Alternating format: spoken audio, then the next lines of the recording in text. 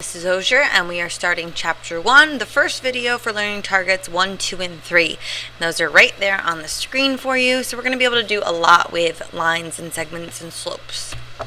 So here we go. Slope of a line. So we have slope. Now remember, slope is different than like y. A lot of people think y equals mx plus b is slope. That's slope-intercept form of a line.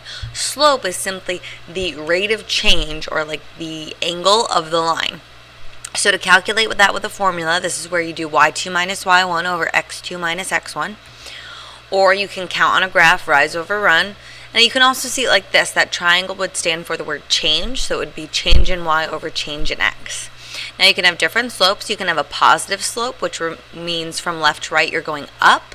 You can have a negative slope, which means from left to right you're going down. A zero slope is a horizontal line. And an undefined slope is a vertical line. Now you might be thinking, okay, why is the horizontal 0 and the undefined vertical? Well, this image kind of helps. 0, you just truck it along, no problem, just nice, easy drive. Undefined, you fall off, right? Okay, so make sure you know the difference between 0 and undefined. Now we have the equations of lines. So this is where the slope is used, because you always need to know the slope of a line. There's two different forms. You're probably most comfortable with slope-intercept form. You have y equals mx plus b, where m stands for the slope and b stands for the y-intercept. So slope and y-intercept. Your point slope form looks a little bit different. It looks kind of a little scary almost for some people, just because like, whoa, this is what you're used to. But really, you have your slope here. And then this x1 and y1 just are a point, any point on the line. That's why it's called point slope versus slope intercept. You can have any point on the line, and you just substitute it in. But because people aren't used to it, it looks a little bit more intimidating.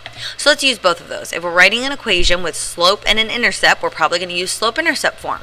And you're just going to substitute those values in. So 1/2 would go in for the slope, and for b, 3 would go in, because again, b stands for the y-intercept.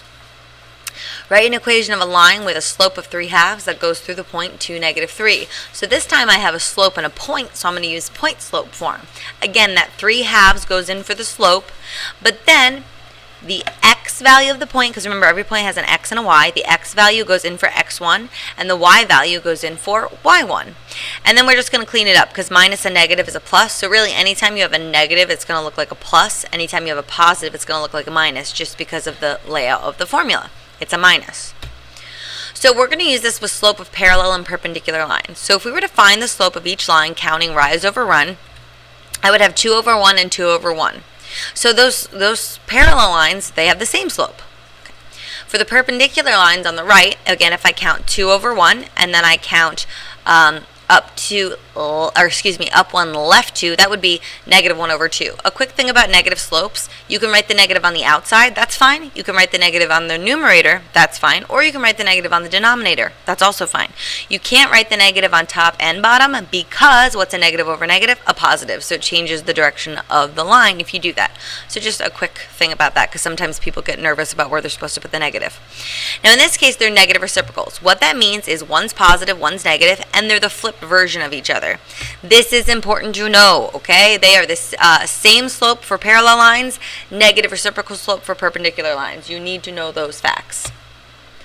Determine whether these segments are parallel, perpendicular, or neither. So in order to do that, we would need to find the slope, because this is all about slopes. So I would use AB. I would substitute the y value in.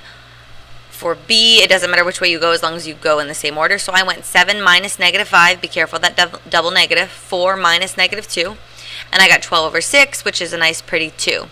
I'm then going to do the same thing with CD. So I'm going to have -2 minus 2, 8 minus 0. I get -4 over 8, which is -1/2. Hey, remember, this is also over 1. So I have a positive and negative. That's good. 2 over 1, 1/2. Those are reciprocals. So they are perpendicular.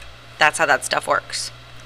Now we're going to graph a line that contains the point given and is perpendicular to JK. So the first thing I'm going to do is graph JK. So I have JK drawn there, perfect.